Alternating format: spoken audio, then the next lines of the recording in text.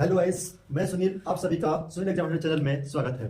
आज का क्लास आपका अध्याय 8 क्लास 10 अध्याय 8 त्रिकोणमिति के जितने सारे सूत्र होते हैं और जो बेसिक सारे क्वेश्चंस होते हैं उनकी हम इस वीडियो में या आपको इस वीडियो में पूरे सिलेबस या आपको इसके जो क्वेश्चंस रहते हैं ये आपको मिलेगा। ठीक है, तो हम बात करते हैं कुछ इसके महत्वपूर्ण सूत्र की जिसको आपको बेसिकली हर क्वेश्चन में यूज करना पड़ता है। जैसे हमने लिखा है टॉपिक में महत्वपूर्ण सूत्र, ये आपका एक त्रिभुज बना है। जो त्रिभुज आपका क्या है? समकोण त्रिभुज है। समकोण त्रिभुज जब बोला जाता है जब कोई सा भी एक एंगल 90 डिग्री का हो। जब कोई सा भी एक एंगल 90 डिग्री का होता है, 90 का होता है, उसको बोलते हैं हम समकोण त्रिभुज। जब समकोण त्रिभुज होता है तो उसमें हम पाइथागोरस प्रमेय यूज करते हैं।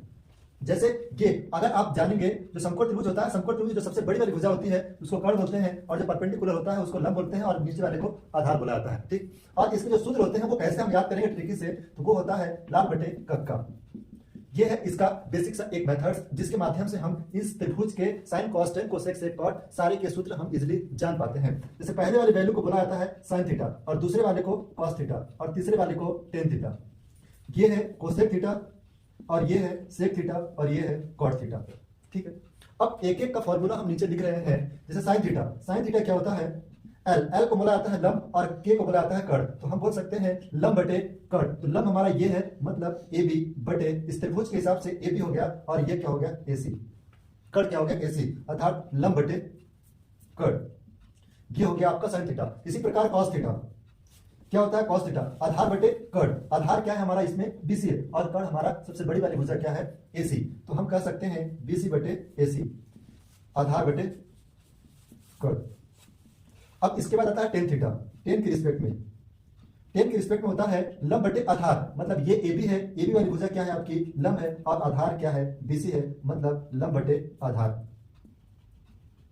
जस्ट ये हमने ऊपर वाले वैल्यू साइन कॉस टेन का सीखा है। अब जस्ट इसके अपोजिट की बात करें तो कोसेक सेक कॉट। कोसेक का क्या होता है? कर्ण बटे आपका लंब हो जाएगा, और सेक का कर्ण बटे आधार होता है, और कॉट का आधार बटे लंब हो जाता है। तो हम इसका जस्ट इसी के अपोजिट बगल में लिख देते हैं cosec theta is equal to, cosec theta is equal to कर्ण बटे क्या हो जाएगा? कर्ण बटे क्या हो जाएगा हमारा? लंब। और कोसेक थीटा, अगर सेक थीटा की बात करें तो sec theta is equal to हो जाता है, sec theta is equal to कर्ण बटे आधार, कर्ण बटे आधार। और cot theta is equal to होता है इसका जस्ट अपोजिट, आधार बटे क्या हो जाएगा? लंब। ये आपका जो ये सारे सूत्र लिखे हुए हैं, ये सारे सूत्र आपको 8.1 जो वर्कशीट 8.1 होगा उसमें सारे आपको यूज करना है। आप इसको नोट कर लीजिएगा। इसके बाद हम नेक्स्ट क्वेश्चन लेते हैं। पहला क्वेश्चन है 8.1 का। त्रिभुज एबीसी में, एक त्रिभुज है आपका एबीसी जिसमें बी क्या है? समकोण है, जिसमें बी समकोण है, और वैल्यू दे रखा है A B equal to 24 centimetre, मतलब इसकी वैल्यू आपको दे रखा है 24 सेंटीमीटर, और बीसी इक्वल टू 7 सेंटीमीटर दे रखा है। और आपसे पूछा गया है साइन ए और कॉस ए, साइन सी और कॉस सी की वैल्यू क्या होगी। ठीक है, तो पहले तो आपको इस समकोण त्रिभुज से आपको कर्ण की वैल्यू निकालनी है, और कर्ण की वैल्यू निकालने के लिए आपको पाइथागोरस प्रमेय यूज करना पड़ेगा। पाइथागोरस प्रमेय क्या होता है? पाइथागोरस प्रमेय होता है कर्ण का वर्ग इज इक्वल टू लंब का वर्ग प्लस आधार का वर्ग। आपको जो क्वेश्चन में दिया है इतना सारा दे रहा है, आप इस क्वेश्चन को लिख लीजिएगा हल करके। त्रिभुज एबीसी में बी समकोण है, और एबी इक्वल टू 24 सेंटीमीटर और बीसी इक्वल टू 7 सेंटीमीटर, और कोण ABC is equal to 90 degree. यहाँ पे कितने अंश का कोण बन रहा है? 90 डिग्री का कोण बन रहा है। ठीक है, अब आगे समकोण त्रिभुज एबीसी में पाइथागोरस प्रमेय हम यूज करेंगे। पाइथागोरस प्रमेय, ठीक है, पाइथागोरस प्रमेय होता है कर्ण का वर्ग। कर्ण का वर्ग बोले तो एसी का स्क्वायर, लंब का वर्ग एबी का स्क्वायर, प्लस आधार का बोलेगा तो बीसी का स्क्वायर। ठीक है, क्या है? बीसी का स्क्वायर। तो एसी की वैल्यू आपको निकालनी है। एबी की वैल्यू कितनी दे रखी है? एबी की वैल्यू कितनी दे रखी है? 24 का स्क्वायर, प्लस बीसी की वैल्यू कितनी है? 7 का स्क्वायर। ठीक है, 24 का स्क्वायर होता है 576, और 7 का स्क्वायर होता है 49। अगर इन दोनों को पहले को प्लस कर दिया जाए तो कितना हो जाएगा? 625। कितना हो जाएगा? 625। तो एसी का स्क्वायर कितना होगा? 625। जब इस स्क्वायर को हम हटाएंगे तो जस्ट अपोजिट वाली साइड की जो वैल्यू होती है उसमें क्या लग जाता है? रूट। तो एसी इज इक्वल टू कितना आ जाएगा? 25 centimetre. AC is equal to कितना आ जाएगा? 25 सेंटीमीटर। ठीक है, मतलब इसकी जो वैल्यू आपको मिल गई कितनी मिल गई? 25 सेंटीमीटर। ठीक, अब जब इसकी वैल्यू मिल गई, इसका मिल गया, इसका भी मिल गया, तो आपको निकालना क्या है? साइन ए और कॉस ए। तो हम पहला कॉन्सेप्ट ले रहे हैं वैल्यू का, साइन ए और कॉस ए। साइन ए की वैल्यू लेंगे और इसके बाद कॉस ए की वैल्यू लेंगे। साइन ए की वैल्यू, जो साइन ए की वैल्यू होती है, अगर आपने जस्ट इसके पहले वीडियो देखा होगा जो कि हमने बताया था लाल बटे कक्का।